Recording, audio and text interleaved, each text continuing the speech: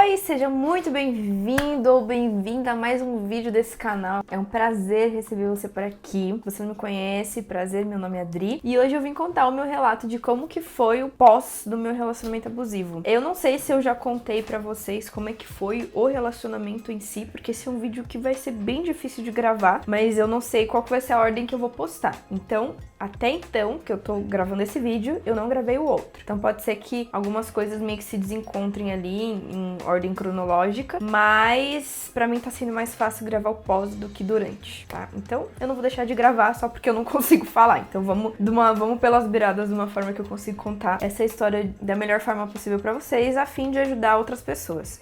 Eu decidi gravar esse vídeo separado, contando o pós, porque quando eu tive a minha experiência, eu não vi muitas pessoas falando como é um pós-traumático, como que é um pós-relacionamento abusivo, o que você tem que fazer, como que você tem que agir e sintomas que você vai ter ali. Eu vou falar dos meus sintomas porque pós-traumático ele se manifesta de formas diferentes em cada pessoa.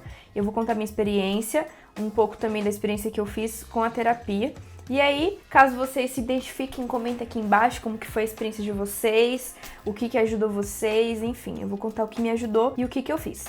Bom, depois que eu terminei esse relacionamento, eu voltei para São Paulo. Quando eu voltei para São Paulo, eu tive uma crise de fobia social, então eu não conseguia sair de casa. Por quê? Antes de terminar, eu tinha ido para outra cidade e nessa cidade meio que ninguém me conhecia. Então, as pessoas estavam conhecendo a minha história ali. Então, as pessoas me abraçaram ali, as pessoas tiveram duas pessoas especificamente, eu agradeço até hoje essas duas mulheres que me acolheram e que abraçaram a minha dor, que foram as duas pessoas ali que abriram os meus olhos para o que estava acontecendo. Como eu estava em outra cidade, nessa cidade as pessoas são muito calorosas, eu pensei, poxa vida, nossa, em São Paulo, meu Deus, vai dar ruim, ninguém vai acreditar em mim, porque envolveu muitas pessoas.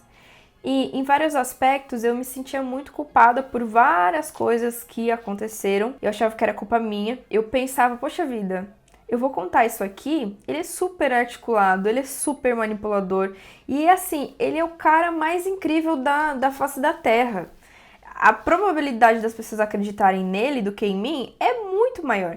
Então eu me prendi ao fato de que a maioria das pessoas que eu me conectei eram muito mais amigas dele do que minhas. E eu fiquei com muito medo de contar essas coisas e as pessoas não acreditarem em mim. Das pessoas me verem como histérica, como... Ah, mas terminou, tá querendo queimar o cara. E então assim, eu fiquei praticamente 2 meses em casa. Logo em seguida eu voltei para aquela cidade. Fiquei cerca de 1 mês. E voltei novamente para São Paulo. Quando eu voltei dessa outra vez, eu tava um pouco mais tranquila, tinha feito outros amigos, reatei amizades antigas, então assim, eu tava num caminho de melhora para conseguir confiar nas pessoas, de que as pessoas não iriam me achar louca. Não expus na internet, não fiz nada, não contei para amigos em comuns, tem coisas que as pessoas não sabem até hoje. Enfim, tem coisas que só alguns amigos que eu fiz no pós, amigos que eu já tinha, que eu reatei amizades, e minha família sabem. E tem coisas que eu acho que até mesmo minha família ou pessoas próximas não sabem, porque tem várias histórias, vários detalhes, e eu nunca parei pra sentar e falar, olha, foi isso aqui que aconteceu.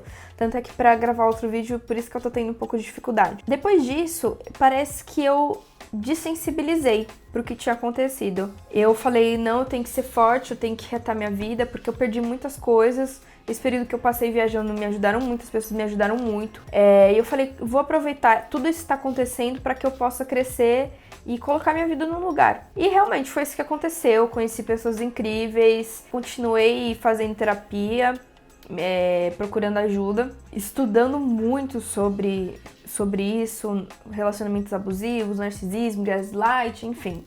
Foi aí que começou, que eu comecei a estudar. Eu já tinha noção de algumas coisas, até porque eu já estudava sobre comportamento humano há algum tempo, desenvolvimento pessoal, então essas coisas me ajudaram. Tudo que fez com que eu tivesse uma melhora mais tranquila, conseguisse terminar, primeiro, uma rede de apoio, segundo, essa rede de apoio muito bem esclarecida, tanto espiritualmente quanto em relação ao desenvolvimento pessoal mesmo, aos traumas e tudo mais. Então eu tive essa base, tenho uma família muito boa também, minha mãe também é terapeuta, então tudo isso me ajudou, sabe, todo esse... Eu tive muito apoio, eu tive muita segurança. Eu achava que eu não tinha, mas eu tinha.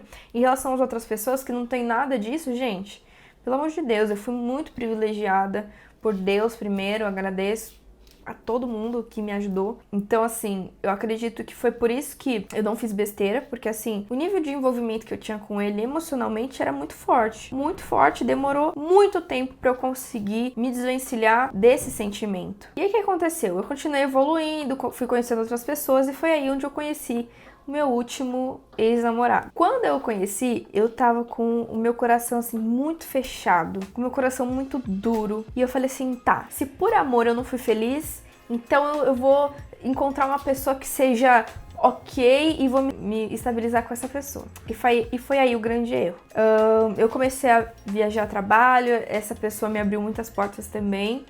E aí foi onde a gente se envolveu, né? A gente começou a namorar. Só que assim, quando a pessoa sai de um relacionamento e já engata em outro, foi assim, cerca de, acredito que aí uns 10 meses de diferença. Tinha terminado, e aí logo em seguida, no mesmo ano, né, só com a diferença ali de, acho que 9 meses, 9 ou 10 meses de diferença, eu já tava me relacionando, já tava conhecendo outra pessoa. Então o que acontece? Pra mim eu tava bem, porque eu tava focando no meu trabalho, eu tava, né, com aquela força interna, não, porque agora, tal. Só que o que acontecia?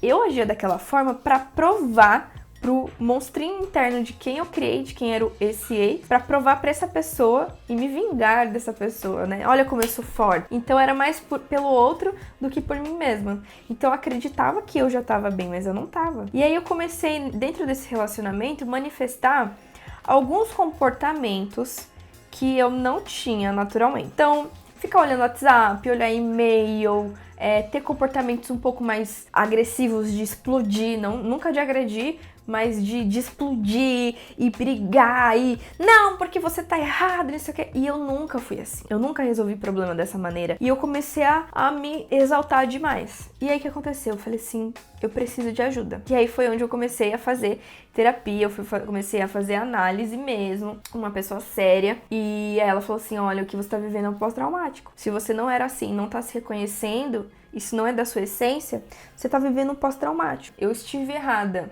na minha escolha, porque da forma que eu me machuquei num relacionamento, eu estava no caminho de machucar a outra pessoa em outro relacionamento que não tinha nada a ver. E eu reconheço meu erro. Então, assim, eu não fiz uma seleção para esse novo relacionamento, não selecionei de acordo com o que eu queria pra minha vida. Eu apenas pensei, olha, essa pessoa parece ser um pouco mais ok pra minha vida. Vou ter um relacionamento mais saudável aqui. Então, eu não fiz um recrutamento e seleção da maneira que deveria ser. E aí, o que aconteceu dentro do relacionamento? Eu me tornei uma pessoa muito crítica, uma pessoa muito rígida, muito ríspida e queria tornar esse namorado no meu ex. Eu não tinha associado que o namoro tinha acabado. Eu queria tanto ter um futuro, um casamento com aquele ex que eu peguei uma pessoa que não tinha nada a ver e queria tornar ela naquela pessoa. Então, olha o que o pós-traumático causa dentro de você. Eu comecei a fazer terapia e aí eu me coloquei numa rota ali,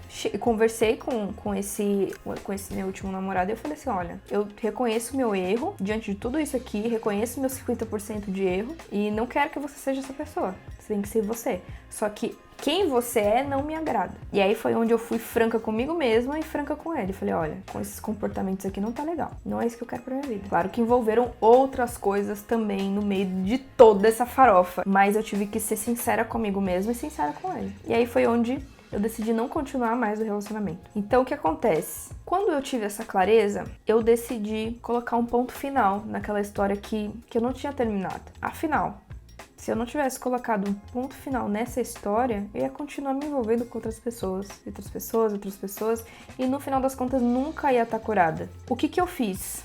Eu tive que ser muito franca comigo mesma, de novo, e entender, olha, Adri, você tá fragilizada por isso que aconteceu. Era uma pessoa que você gostava muito, que você amava muito, e que infelizmente aquilo ali não era pra sua vida, porque ia dar muito ruim. Eu tive que ser franca comigo mesma e aceitar essa verdade. E aceitar que, diante de tudo que aconteceu, eu também tinha a minha responsabilidade, não era só o outro. todo relacionamento abusivo, ele precisa ter um dependente emocional, um codependente, então não existe um vilão, um mocinho, uma mocinha na história. Os dois lados estão errados. Os dois lados estão errados. E aí eu percebi o quanto que eu tinha me permitido, o que eu tava fazendo comigo nesses relacionamentos. E o que eu tinha feito com a outra pessoa, que não tinha nada a ver. E eu tive que ser franca comigo mesma, falar, olha, aceita isso. A melhor forma de você passar por isso aqui é admitir que isso aqui aconteceu. Não tenta camuflar isso, não tenta dizer que você já perdoou. Admite, fala pra você mesmo que você não perdoou, que você acha ele horrível, sabe? Não vitimiza. Eu ainda o vitimizava na minha cabeça. Ai, mas ele agia assim porque ele teve uma infância traumática, porque ele foi diagnosticado com outro transtorno de personalidade. Eu justificava na minha cabeça. E na hora que eu falei assim, cara, não, eu ainda amo esse cara, eu não superei isso aqui, dentro da minha cabeça tudo assim, assim, assado, mas eu achei ele assim, assim, assado, tá? Na hora que eu abracei isso, internalizei, eu falei assim, olha, é isso que tá acontecendo. Eu fui sincera comigo mesmo. Aí eu fui capaz de soltar. Aí eu continuei fazendo os exercícios, continuei fazendo terapia. E aí eu consegui sim passar por cima disso. Eu consegui perdoar, eu consegui deixar o sentimento ir, sair de dentro de mim, tudo. Eu me lavei. E aí sim, eu fui capaz. Na hora que eu entendi que eu tava fazendo por mim, e aí todo o movimento que eu fazia na minha vida de crescimento, de evolução, metas, objetivos, era por mim, não pelo outro, porque eu queria provar alguma coisa pro outro, aí sim começou a funcionar. Então assim, fora tudo que te falam, você já deve ter ouvido, provavelmente se você chegou nesse vídeo, você já deve ter ouvido, que você tem que fazer contato zero, que apesar da pessoa te procurar depois, você tem que bloquear ela da sua vida, do WhatsApp, do Instagram, de tudo, evitar o contato ali, porque sim, é difícil. Gente, olha, como foi difícil isso. Eu chorei dia e noite, chorava dia e noite, era horrível, era uma dor horrível. Mas a gente tem que ser forte, a gente tem que fazer o contato zero. Contato zero. Só que aí que tá, o que não te falam é que fisicamente é possível fazer o contato zero. O duro é quando você não consegue fazer o contato zero dentro da sua mente. Aquele sentimento de dor, aquele sentimento de frustração, ele fica dentro de você. Poxa, mas eu fiz de tudo pra relação dar certo. Ai, mas olha, se mudasse isso, dava certo. Nossa, se ele não tivesse isso aqui, daria certo. Isso que é difícil, que as pessoas não falam, né? Então assim, tá, além do contato zero, o que mais? Gente, terapia. Entender que o pós-traumático existe. E existem vários sintomas.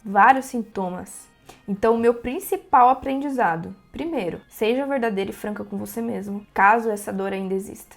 E tá tudo bem. Você não precisa ser, nossa, perdoei e agora minha vida está incrível. Não, gente. Porque vai ficar, Olha, a maioria das pessoas que passam por esse tipo de relacionamento não começou no relacionamento. Às vezes elas carregam isso desde a infância, vem do padrão de comportamento dos pais ou cuidadores. É desde lá atrás. Então, gente, abraça essa dor, sinta essa dor, a dor ela precisa ser sentida.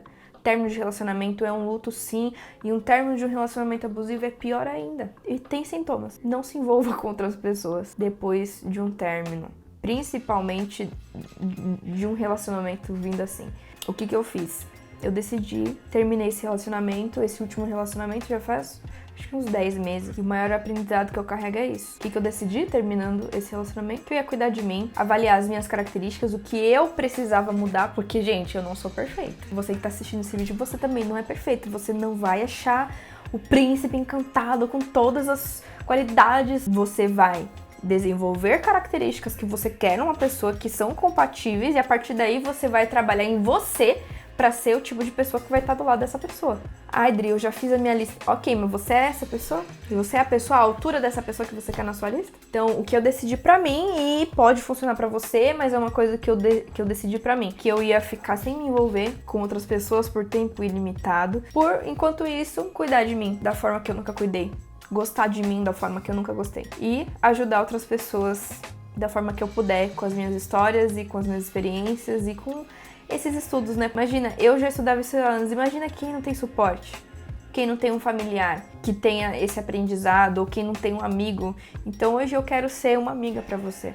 Então, gente, é isso. Eu espero que isso possa ajudar. Esse vídeo pode alcançar pessoas que precisam de ajuda, pessoas que estejam passando por isso. Eu falei em um dos vídeos que eu ia gravar um vídeo, né, do meu relato de como que foi esse relacionamento, mas eu vou seguir o meu ritmo conforme for ficando mais fácil de falar, porque tem tanta história que eu não sei nem por onde começar e nem como contar essa história. Mas enfim, é isso. Um grande beijo se você assistiu esse vídeo até aqui. Muito obrigada. Até o próximo vídeo e sai dos bastidores.